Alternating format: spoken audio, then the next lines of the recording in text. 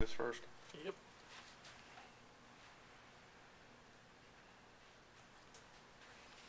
One, two, three, 4, 5, 6, 7, 8.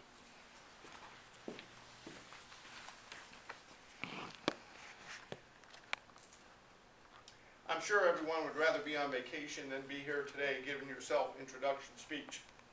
I'm Mike Osipov, and I'm fortunate enough that I've been able to travel quite a bit between work and my personal life. And I'm going to share some of those experiences with you today. I'm going to expound upon two places I've been and one place that I plan to go. And the first place I'm going to talk about is Alaska. And there's two different points on Alaska I want to notice. One is getting there and back. It takes a long time, it's far away, there's a lot of different things you have to do. And then the second thing was a very rough day at sea. So getting there and back, I mean, you're going to travel at least 7 to 9 hours to get there. Okay, you're going to go to probably like someplace like Houston, and then Anchorage, and then you're going to get started. So whenever you have one of these long distance trips, you got to allot a little bit of time for that, and that takes some planning. And I'm going to talk a little bit more about planning a little later in the speech. The other item there was what I call a rough day at sea. Most of the cruises you go on, what we basically did is we flew to Anchorage, and we went on a cruise down to Vancouver and stopped a bunch of places along the way. But you go on it's very similar to our intercoastal waterway. So you're buffeted from the Pacific Ocean until you get down to the end, and then you got to make the turn. You make the turn, and then you're exposed directly to the Pacific Ocean, and it really got pretty rough. The whole day basically was topsy-turvy and a lot of movement and stuff. And I thought it was kind of fun. It was like being on a roller coaster that didn't stop, but a lot of people didn't quite see it that way. But, very fun time. I'd recommend it to anybody. The second place is Yellowstone National Park. It's a very exciting place. It does take some planning, some time to get there. There's a lot of things to do.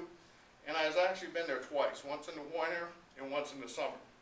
I'm going to talk for a moment about the winter trip.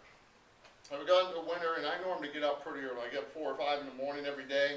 When I go on vacation, I really don't change that, so it doesn't mess up my, I don't know what you call it, my internal logistics. So I get up real early, so it's like 3 in the morning. I go for a jog, and there's a bear walking across, like these planks, kind of like walkways. And I didn't think too much of it, so I just stayed away from it. Then like a game warden or somebody stopped me and basically told me don't ever do that again, because it's really, dangerous. So then the last trip is a trip we're planning. We're planning to go to Russia. Now it takes a lot of planning, because you need things like a translator. You're going to have to, different time zones and what. And I couldn't do any of these trips without my wife, who does basically all the planning. If it wasn't for her, what I'd basically be doing is telling you about walking around different airports and things like that. So it just would not be a very, exciting speech. But the planning to Russia, like I mentioned, a translator, tour guide, a lot of time. You got to spend at least a couple weeks, on this type of trip. And then, in closing, what I've told you is basically about 2 trips that I've already taken. They were very exciting.